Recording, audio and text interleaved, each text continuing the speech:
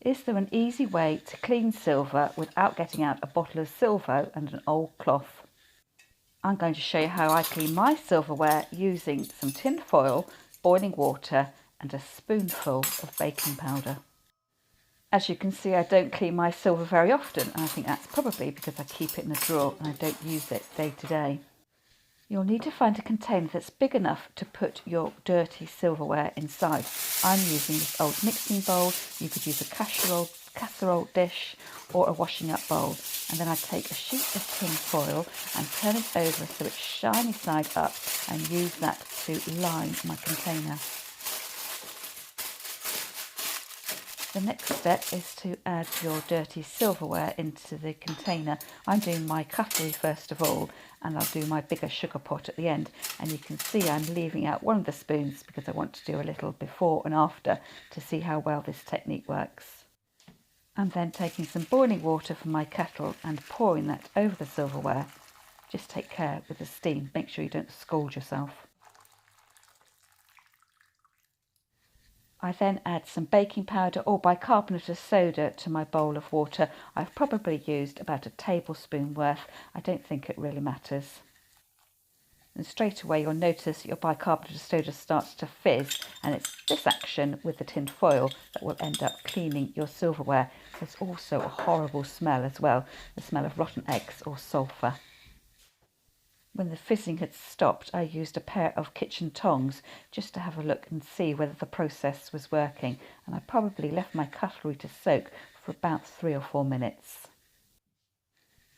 And as you can see, this process has worked really well, so I'm using my tongs to pick up this fork. Just bear in mind the water is hot, you may burn yourself, so do take care, but just have a look at the change between the tarnished spoon and that sparkling clean fork.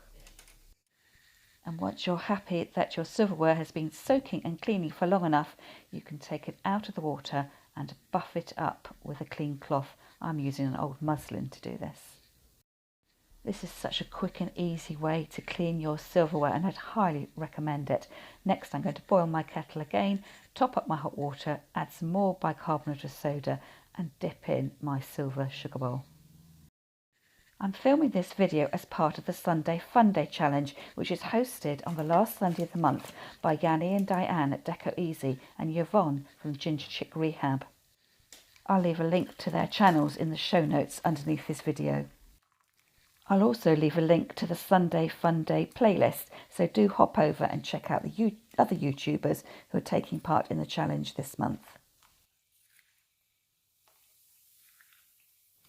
My sugar bowl wasn't nearly as dirty as the cutlery that I've been cleaning, and you'll see here just after a few moments as I pull the bowl out of my bath of hot water how quickly it's cleaned up and that really distinct line between the clean and the dirty. So I just turn that into the bowl the other way round and that'll be all ready to buff off in a couple of seconds. I'd love to know whether you use bicarbonate of soda to clean your home and what advice and tips you've got for me. Do leave me a comment underneath the video.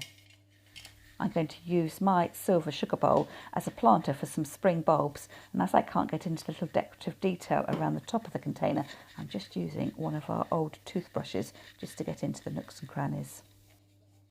And here's my finished array of shiny silverware. The only thing that didn't come up really clean was my soup ladle.